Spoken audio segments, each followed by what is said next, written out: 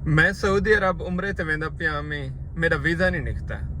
मेरी सारी फैमिली दा वीज़ा निकला है जिवें पैकेज है, मेरा वीज़ा नहीं निकलिया। फिंगरप्रिंट दा मसला आंदा पे, बड़ी परेशानी बन गई है।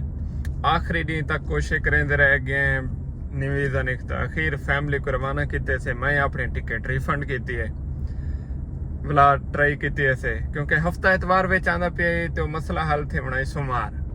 हुण उन्हें आख्या टिकट कैंसल नहीं करेंदे तो सोमवार वीज़ा ना निकता तो टिकट जाए। ही गलो मैं टिकट रिफंड करा दी है, एतवार मैं अपनी फैमिली को रवाना कर दी। खैर सोमवार थी है, मैं खुशखबरी मिली है कि तुम्हारा वीज़ा निकल है। ठीक है जी, वीज़ा निकल है वाला टिकट थी है।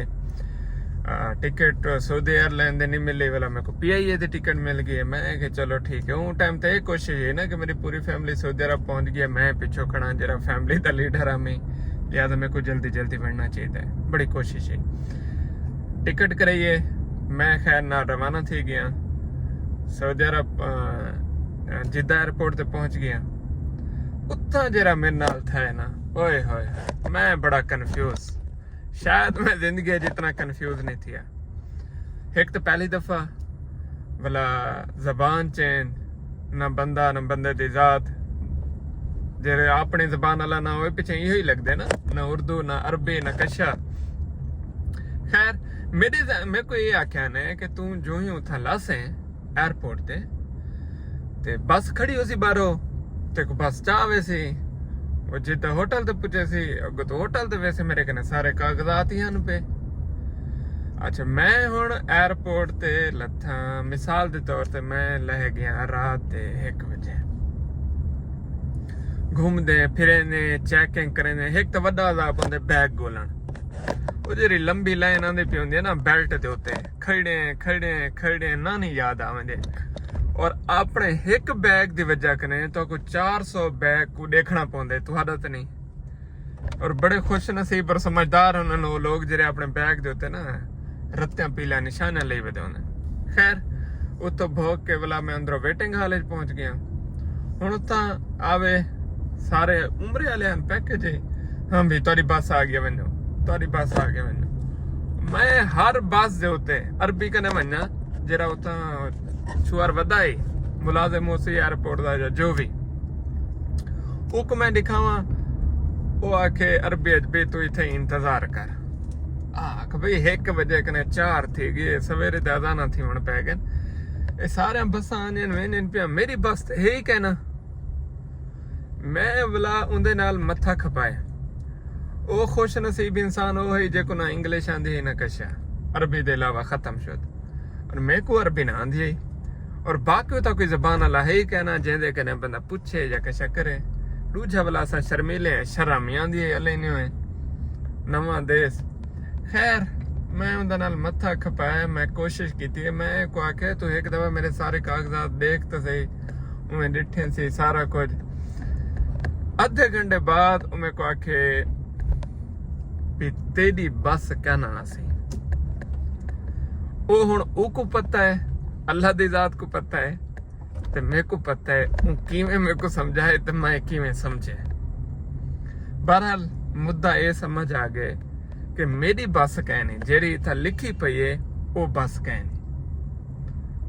भी हुण क्या थी सी बस कहनी और नंबर एक ही कहनी सऊदी अरब वाला ये वो फैमिली उतना पहुंची, उन्हें उतो वाला नंबर गिद्दा हो सी, लेकिन मेरे कने तो कहना आई होटल का एड्रेस है बस। हुण मैं को आखे क्या करा, मेरे को मशवरा दिता भी तू टैक्सी पकड़। ठीक है मैं एयरपोर्ट जिद्दा एयरपोर्ट के बाहर जो निकता टैक्सी वाले खड़े हैं। उनमें को ये पता का नहीं भी कितना किराया थे न किए ये वो, लेकिन मैं के जीती एक्शन वाला मैं इन्हें नाल बार्गेनिंग करे सा, मुका करे सा। खैर 3-4 हैं ते मैं उन्हें को पता दिखाया, मैं उन्हें मेरे कने पैसे मंगे चंगे भले। मैं के मेरी बारे नहीं आते 250 300 500 रियाल। खैर एक अरबी आ गए छुआर जे आई, वहाँ के मैं को दिखाए मैं, वहाँ के ठीक है पैसे सीधा के इंग्लिश 150।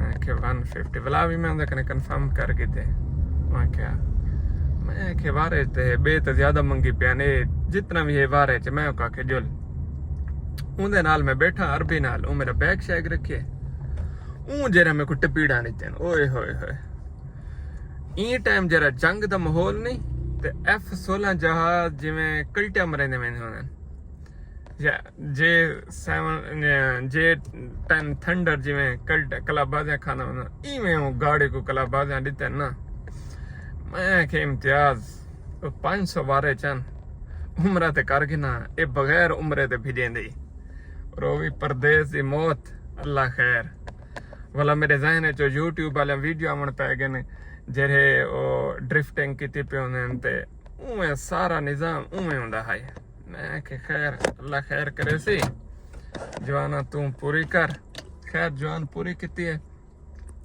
मन के अगो राश दिया कने एक सिग्नल आंदे इशारा तोड़ लेते इशारा तोड़े से को फाइन लग गए 500 दा पता नहीं कितनी दा या 5000 दा बहरहाल जेरे हिसाब नाल दसे मेरे किराए कने कई गुना ज्यादा को फाइन लगे नौजवान दा दिल त्रुट गए अजीजिया कने या राश दिया कने मन के गाड़ी खड़ी है मैं को आखसी ते को मैं बई दो ते बिले ना मैं अगते नहीं वेंदा ठीक है मैं यार एक टैक्सी वाले को सजे ओ कश्मीरी है पाकिस्तानी वो को आखा से इन बंदे को होटल ते पहुंचाना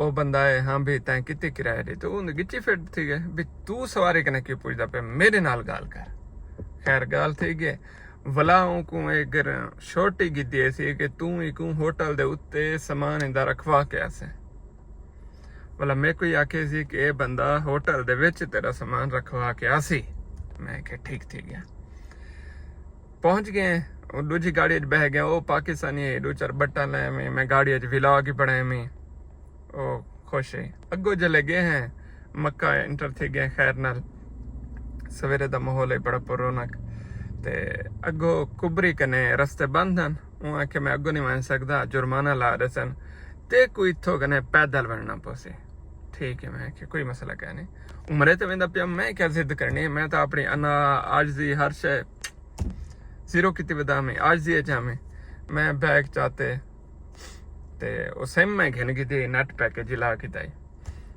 मैं हुन होटल दा मैप लाए मैं चौक कने थोड़ी जी में डायरेक्शन जो मोड़ी है गूगल मैप में किती के वल्ला ओ जितनी ओ क्या उथा से ना नहीं आना पिया बहरहाल टावर खड़े हैं बिल्डिंग खड़े हैं जितनी भी हैं फंदक हाँ फंदक जितने भी खड़े हैं वो मैं गिद्दी गयो सारे घुमा फिरा के भला उथा ही खड़ा से मैं कह हे ते थई कि थई तो मैं पहले थी गया भला गौर किते में चिधारो इवें करेने मैं थोड़ी जी फिर वाक जो की है वो विच वाली गली है लेकिन होटल बहुत बड़ा प्यारा तो खूबसूरत है खैर उथा मैं पहुंच गया हुण मैं परेशान हाँ मैं भी मेरे को टैक्सी और बस ही नहीं मिली हुण अगे होटल ना मिलिया तो वाल तो मैं बेसैका खैर मैं होटल के काउंटर ते गया वो दिखाया मैं आके इतने ही वेटिंग एरिया बहु